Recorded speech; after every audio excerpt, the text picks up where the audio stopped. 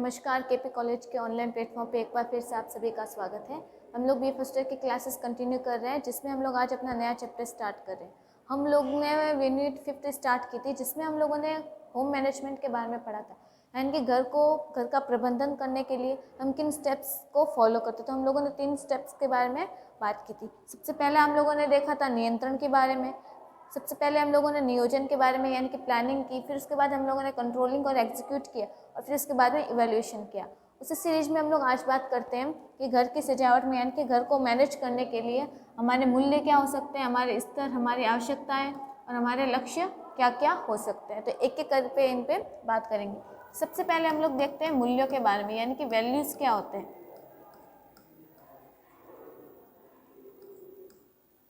Values क्या होते हैं? मूल्यों का अर्थ होता है कि मेरे अपने खुद के विचार किस तरीके से, यानी कि व्यक्ति अपने मूल्यों के द्वारा, अपने विचार के द्वारा किस तरीके से समाज में रहता है और समाज में रहते हुए अपने परिवार का प्रबंधन करता है। यानी कि जब भी मूल्यों की बात आएगी तो इसमें हम लोग बात करते हैं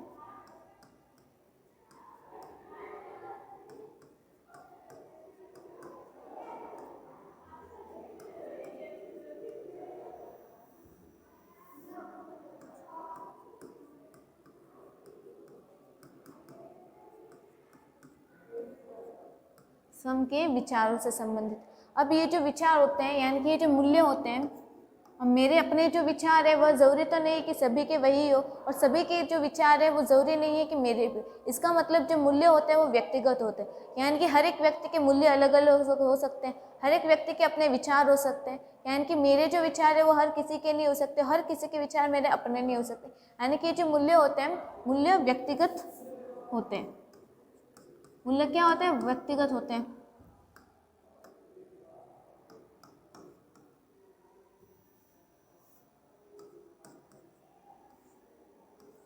ये क्या होते हैं? व्यक्तिगत होते हैं। और ये जो मूल्य होते हैं ये परिवर्तनशील भी हो सकते हैं, यानी कि मेरे जो मूल्य हैं, मेरे विचार बदल भी सकते हैं। यानी कि ये जो मूल्य क्या हो सकते हैं? परिवर्तनशील होते हैं। यानी कि मूल्य का अर्थ होता है कि मेरे स्वयं के विचार कैसे हैं, ये व्यक्तिगत होते हैं, ये परिवर्तनशील भी होते हैं। तो ये जो मूल्य होते हैं, इन मूल्यों को 2 आधार पर डिवाइड किया गया है। अब ये 2 आधार कौन से? एक तो थे साइंटिस्ट, उनका नाम है पार्कर।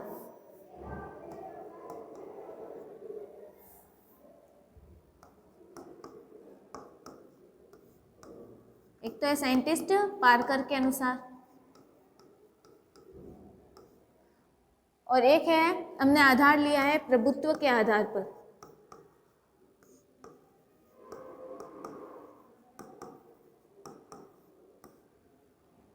पहला है प्रभुत्व के आधार पर। प्रभुत्व के आधार पर हम लोग देखते हैं कि ये जो मूल्य होते हैं, पहला होता है आंतरिक मूल्य, दूसरा होता है आदेशात्मक मूल्य।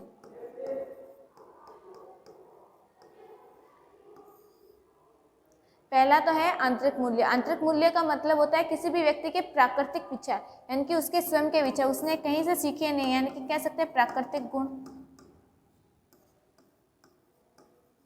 यानी कि जो विचार व्यक्ति के स्वयं के होते हैं, उसे किसी ने सीखा नहीं, कोई विचार, कोई भी फीलिंग्स है उसने खुद से महसूस करना सीखा। इसमें हम लोग एग्जांपल ले सकते हैं, जैसे माँ बेटे का प्यार होता है, वो क्या है? उनके खुद के संबंध है, उनके खुद का रिलेशन होता है, और ये कहीं से उसने सीखा नहीं है। वो क्या होता है? उसके खुद के नेचुरल इमोशंस होते हैं। तो ये जो आंतरिक मूल्य होते हैं ये किसी व्यक्ति के स्वयं से संबंधित होते हैं, यानी कि उसके प्राकृतिक होते हैं, नेचुरल होते हैं। लेकिन जो आदेशात्मक मूल्य होते हैं, ये जो आदेशात्मक मूल्य का मतलब होता है कि व्यक्ति किसी भी चीज़ के प्रति अपना लगाव करना सीखता है। अब इसमें हम लोग बात करते हैं, जैसे ये व्यक्ति के सिखाए जाते हैं, और जो व्यक्ति को सिखाए जाते मूल्य हैं वो संबंध रखते हैं नैतिकता से। अब नैतिकता का मतलब होता है जब व्यक्ति को सही गलत की पहचान कराई जाती है, उचित अनुचित के बारे में बताया जाता है, अच्छा बुरा इन सब के बारे में जब बताया जाता है, तो ये मूल्य कहलाते हैं व्यक्ति के आदेशात्मक मूल्य। आंतरिक मूल्य थे व्यक्ति के प्राकृतिक गुण, यानी कि माँ बेटे का प्यार। अब कोई माँ बुरी हो सकती है, कोई बेटा बुरा हो सकता है, लेकिन उनके बीच का जो संबंध होता है वो बहुत प्राकृतिक होता है। तो ये जो गुण है प्राकृतिक यानी कि आंतरिक मूल्य कहलाते हैं। और आदेशात्मक का मतलब होता है कि जब व्यक्ति को सिखाया जाता है, यानी कि उसमें नैतिकता का विकास किया जाता है, और इसके द्वारा बालक में अच्छाई बुराई की समझ आने लगती है, सही गलत उचित अनुचित के बारे में भी वो सीखना प्रारंभ करता है। फिर जो दूसरा आधार है, दूसरे आधार की बात करते हैं, वो है पार्कर के अनुसार। अब पार्कर के अनुसार है, ये भी दो टाइप के हैं। पहला है क्रियात्मक,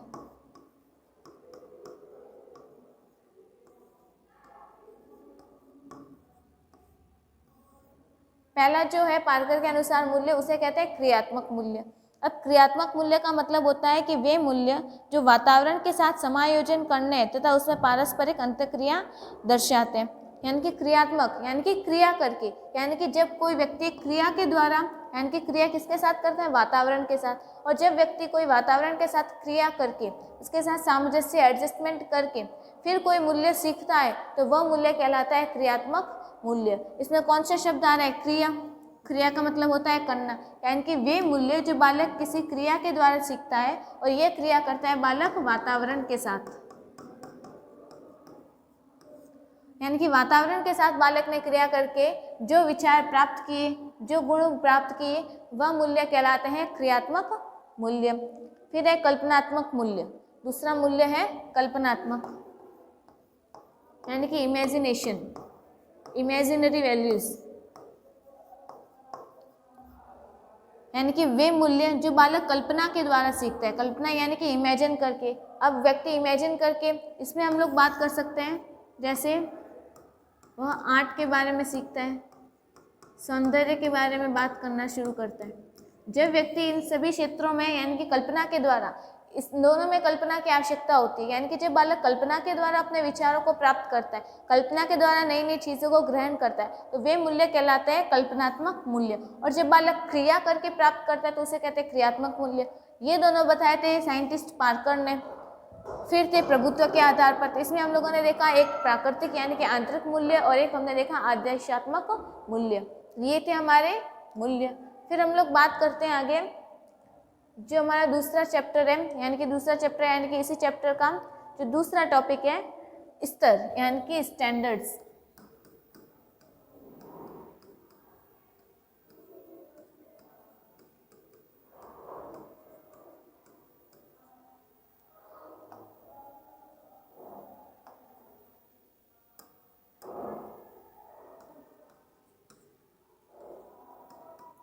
स्टैंडर्ड के बारे में। अब स्तर का मतलब क्या होता है, जब भी हम स्टैंडर्ड की बात करते हैं तो स्तर की जो उत्पत्ति होती है वो होती है मूल्य से। यानी कि स्तर का अर्थ ये होता है कि जो व्यक्ति, यानी कि हमने जो गृह प्रबंधन की प्रक्रिया की थी, यानी कि अगर किसी व्यक्ति द्वारा जो प्रक्रिया अपनाई जा रही है वो किस तरीके से अपनाई जा रही है, उस प्रक्रिया को अपनाने का उसका तरीका कैसा है, वो आता है मूल्य के, यानी कि वो आता है स्टैंडर्ड। अब ये जो प्रक्रिया अपनाई जा रही है यह संबंधित होती है मूल्य से, यह संबंधित होती है हमारे लक्ष्यों से, ये संबंधित होती है हमारी आवश्यकताओं से।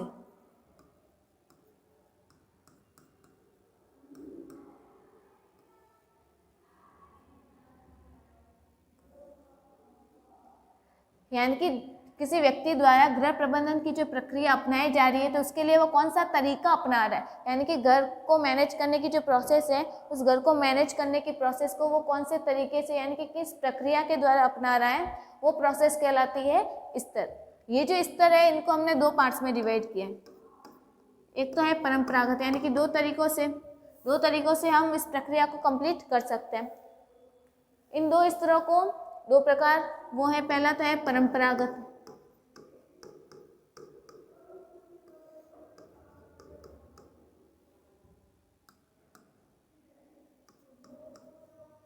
पहला है परंपरागत स्तर।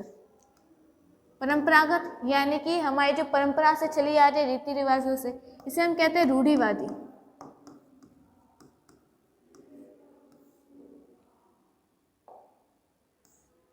यानी कि जब किसी भी कार्य को कंप्लीट करने के लिए, पूरा करने के लिए उसकी प्रक्रिया को हम रूढ़िवादी तरीके से अपना रहे हैं, यानी कि जैसे पुराने समय से हमारे जो बड़े बुजुर्ग करते आ रहे, जो रीति रिवाज वो अपनाते आ रहे, हम उन्हीं को क्या करें, एक पीढ़ी से दूसरी पीढ़ी में आगे बढ़ा रहे हैं। यानी कि रूढ़िवादी परंपरा के द्वारा हम एक पीढ़ी से दूसरी पीढ़ी में,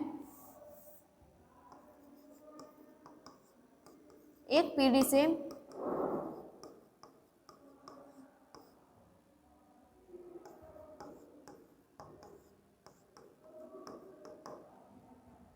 एक पीढ़ी से दूसरी पीढ़ी में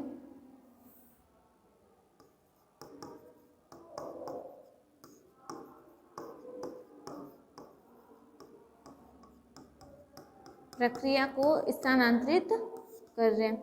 यानी कि जब हम अपनी प्रक्रिया को, अपने काम करने के जो तरीके होते हैं उनको एक पीढ़ी से दूसरी पीढ़ी तक उसी तरीके से अपनाए जा रहे हैं, उसमें कोई चेंजेस नहीं कर रहे हैं, तो ये जो तरीका कहलाता है इसे कहते हैं परंपरागत स्तर। अब परंपरागत स्तर में हम लोग एग्जाम्पल ले लेते हैं, जैसे कि घर में हम कोई प्रतिदिन कोई काम कर रहे हैं। अब कोई काम है, जैसे घर के काम होते हैं झाड़ू लगाना, झाड़ू लगाने के बाद पोछा लगाना, घर की सफाई करना, चूल्हा साफ करना, कपड़े धोना, ये सभी काम क्या है, हमारे घर के हर किसी के काम होते हैं। लेकिन जो रूढ़िवादी तरीके से, जिस तरीके से ये लोग काम कर रहे थे, यानी कि पुराने ज़माने में हमारे जो बड़े बुजुर्ग जिस तरीके से काम करते हैं, अगर वही तरीका हम लोग भी अपना रहे आज के समय में भी, यानी कि हम लोग क्या करें, एक पीढ़ी से उसे दूसरी पीढ़ी में स्थानांतरित करें, यानी कि उन्होंने जैसे काम किया उसी तरीके से हम लोग भी काम करें। तो हमने क्या किया, उनकी परंपरा को क्या किया, एक पीढ़ी से हमने आगे बढ़ाया। तो ये जो स्तर, यानी कि ये जो तरीका कहलाएगा, इसे कहते हैं परिवर्तनशील स्तर। क्या कहते हैं, परिवर्तनशील स्तर। फिर हम लोग बात करते हैं जो दूसरा स्तर होता है, दूसरा है हमारा परिवर्तनशील स्तर। पहला तो था परंपरागत, यानी कि जो परंपरा यानी कि रूढ़िवादी तरीके से चला रहे थे वही। दूसरा है परिवर्तनशील, यानी कि परिवर्तनशील स्तर के द्वारा, यानी कि जो इन्होंने तरीका बनाया था, यानी कि पहले झाड़ू ही लगाना है, झाड़ू के बाद ही पोछा लगाना है, ठीक है।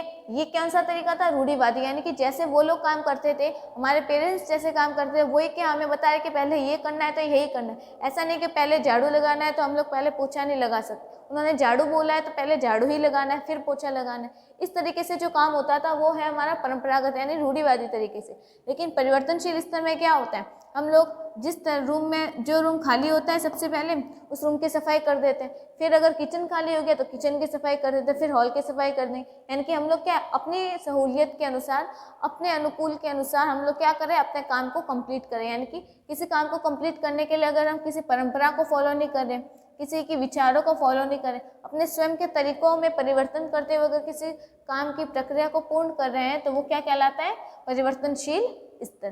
तो परंपरागत स्तर में हम लोगों ने बात की थी कि एक पीढ़ी से दूसरी पीढ़ी तक वही प्रक्रिया चलाई जा रही है। लेकिन परिवर्तनशील स्तर में हम लोग क्या करते हैं कि अपने अनुसार, यानी कि उन्होंने जिन प्रोसेस को यूज़ किया था वो ना करके अपने सहूलियत के अनुसार अगर किसी काम को पूरा कर रहे हैं तो हमारा ये जो स्तर कहलाता है, इस स्तर को कहते हैं परिवर्तनशील स्तर। फिर हम लोग बात करते हैं अपने लक्ष्यों के बारे में। फिर हमारे लक्ष्य, जिन्हें हम लोग कहते हैं गोल।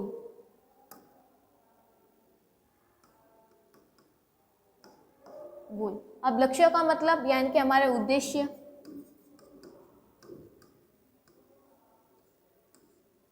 यानी कि हम किसी काम को करने के लिए हमारे उद्देश्य क्या है, वो क्यों करना चाह रहे हैं। यानी कि अगर हम घर की सफाई के लिए हमने प्लानिंग किया तो हमारा उद्देश्य क्या हो गया, सफाई। यानी कि हम क्या चाहते हैं, हमारा घर साफ सुथरा रहे, क्लीन रहे, स्वच्छ रहे, स्वस्थ रहे, तो वो हमारा क्या हो गया, उद्देश्य हो गया। तो उस उद्देश्य को पूरा करने के लिए हम लोग क्या कर रहे हैं, सफाई कर रहे हैं। तो उसी तरीके से किसी भी काम को करने के हमारा उद्देश्य क्या होता है, तो उसे हम क्या कहते हैं, लक्ष्य कहते हैं। लेकिन ये जो लक्ष्य होते हैं ये हर किसी के लिए अलग अलग हो सकते हैं, यानी कि ये क्या होते हैं, व्यक्तिगत होते हैं। यानी कि हर किसी के लिए लक्ष्य अलग अलग होगा। अब मेरा लक्ष्य अलग है, आप लोगों का लक्ष्य अलग है, तो ये क्या बात होगी कि हम सभी के जब लक्ष्य अलग अलग हो जाते हैं, यानी कि लक्ष्य क्या होते हैं, व्यक्तिगत होते हैं, हर किसी के भी लक्ष्य समान नहीं होते। फिर हम लक्ष्यों के बारे में बात करते हैं कि ये जो लक्ष्य होते हैं ये असीमित होते हैं, यानी कि ये कभी खत्म नहीं होते। यानी कि अगर हमारा एक लक्ष्य पूरा हो गया, हमारी एक इच्छा पूरी हो गई, तो उसके बाद हमारी दूसरी इच्छा शुरू हो जाती है, हमारी दूसरी इच्छा पूरी हो गई तो हमारी जो तीसरी इच्छा है वो प्रारंभ हो जाती है। यानी कि जो हमारे लक्ष्य है, हमारी इच्छा है, वे कभी खत्म नहीं होती। किसी तरीके से, उसी तरीके से कैसे, जैसे हमारी आवश्यकताएं कभी खत्म नहीं होती। तो ये जो लक्ष्य होते हैं ये भी क्या होते हैं, असीमित होते हैं। क्या कह सकते हैं, असीमित होते हैं। असीमित का अर्थ ये कभी खत्म नहीं हो सकते, ठीक है। तो ये क्या होते हैं, लक्ष्य होते हैं। अब ये जो लक्ष्य होते हैं ये भी अलग अलग तरीके के हो सकते हैं, यानी कि इन लक्ष्यों के प्रकार के बारे में बात करें, लक्ष्यों को भी अलग अलग प्रकारों में बांटा गया है। तो लक्ष्य को हमने टोटल 3 प्रकारों में बांटा है। अब ये 3 प्रकार कौन कौन से, पहला तो है अल्पकालिक लक्ष्य।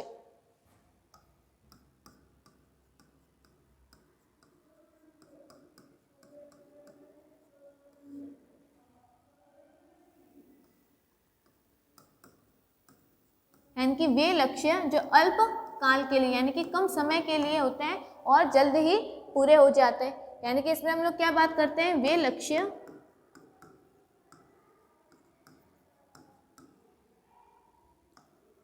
जो कम समय के लिए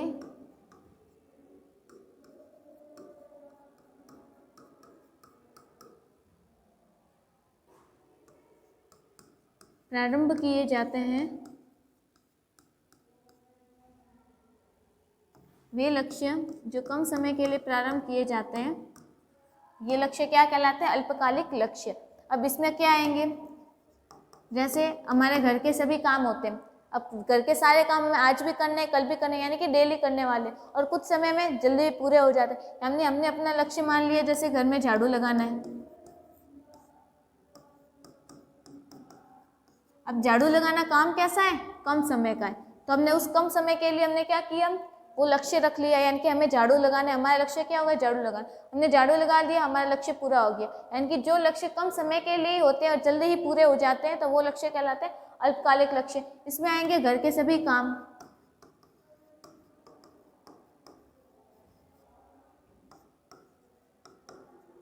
घर के सभी काम।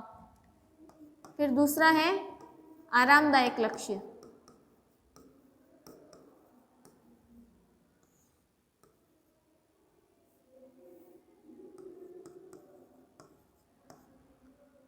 आरामदायक लक्ष्य का मतलब होता है कि वे लक्ष्य जो अधिक समय के लिए भी होते हैं और जो हमें क्या करते हैं, हमारे कार्य की क्षमता को बढ़ा देते हैं, यानी कि जिसके द्वारा हमारे कार्य करने में आसानी होती है। अगर हमारे कार्य करने में आसानी हो रही है तो इसका यूज़ हम डेली कर सकते हैं।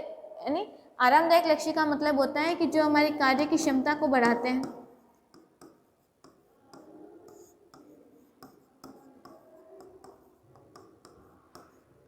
और इसके साथ साथ ये कैसे होते हैं, अधिक समय के लिए होते हैं, यानी कि लंबे समय तक।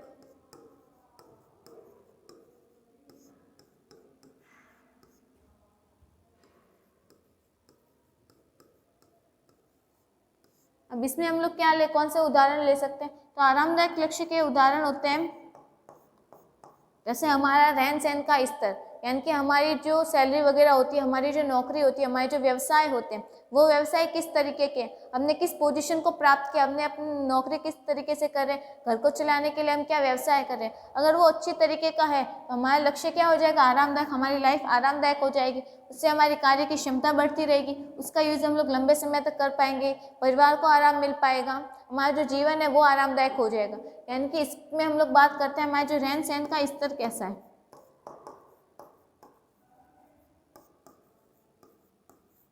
रहन सहन का स्तर, पहला अल्पकालिक, दूसरा आरामदायक, और जो तीसरा लक्ष्य होता है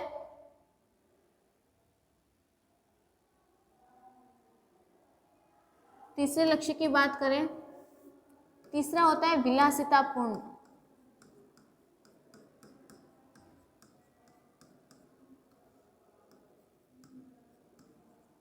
यानी कि विलासितापूर्ण लक्ष्य। विलासितापूर्ण लक्ष्य का मतलब होता है कि जिन लक्ष्यों के द्वारा हमें संतुष्टि होती है लेकिन सिर्फ कुछ समय के लिए, यानी कि जो बहुत ही कम समय के लिए तो वो तो है अल्पकालिक, जो बहुत ज़्यादा समय के लिए उसे कहते हैं आरामदायक लक्ष्य। लेकिन ये जो विलासितापूर्ण होते हैं ये भी कुछ क्षण के लिए होते हैं, यानी कि इनका जो यूज़ होता है वो कुछ क्षण के लिए होता है। फिर उस क्षण को कंप्लीट करने के बाद हमारी क्या हो जाती है, हमारी जो लाइफ है वो पहले जैसी हो जाती है। यानी कि इनके उपयोग से कुछ क्षण के लिए उपयोगी होते हैं। तो ऐसे लक्ष्य क्या कहलाते हैं, विलासितापूर्ण लक्ष्य। तो हमारे लक्ष्य थे, लक्ष्य के 3 प्रकार हम लोगों ने देखे, अल्पकालिक, दीर्घकालिक और आरामदायक। फिर हम लोग बात करते हैं अपनी आवश्यकताओं के बारे में।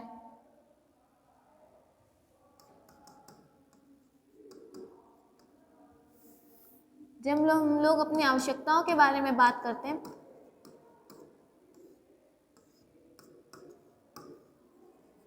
यानी कि नीड। कहते हैं कि आवश्यकता आविष्कार की जननी, यानी कि जब तक हमें आवश्यकता नहीं होगी तब तक हम किसी भी चीज़ का विकास नहीं कर सकते। यानी कि अगर किसी भी चीज़ का विकास करने के लिए, नई नई खोजों के लिए किसका होना आवश्यक है? आवश्यकताओं का होना बहुत आवश्यक है। यानी कि आवश्यकता क्या होती है? आविष्कार की जननी होती है। आवश्यकता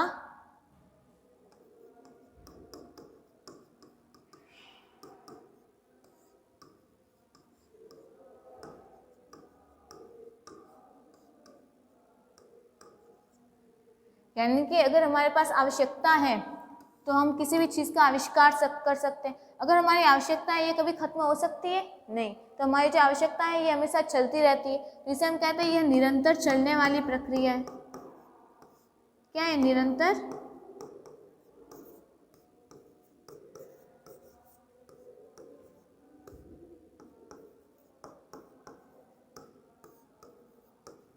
चलने वाली प्रक्रिया है। फिर हम लोग और आवश्यकता की बात करते हैं कि ये जो आवश्यकताएं होती है, इन आवश्यकताओं के द्वारा हम आपस में प्रतियोगिता करते हैं। यानी कि आवश्यकताओं में क्या होती है? आपस में प्रतियोगिता होती है, क्योंकि हर किसी की आवश्यकताएं अलग अलग है और हमारी आवश्यकताएं अलग अलग है, तो हमारे आपस में क्या बढ़ जाता है? उसको पूरा करने के लिए कंपटीशन बढ़ जाता है। इनकी आवश्यकता के द्वारा हमारी जो प्रतियोगिता भी बढ़ने लगती है। तो ये हम लोगों ने बात की अपना जो मूल्य, स्तर, लक्ष्य और आवश्यकताओं के बारे में। तो हमारे ये जो चैप्टर था ये हम लोगों ने कंप्लीट कर लिया, मूल्य, लक्ष्य, स्तर, आवश्यकताओं के बारे में। फिर हम लोग अगले वीडियो में देखेंगे नए चैप्टर के साथ। तब तक के लिए पढ़ते रहिए।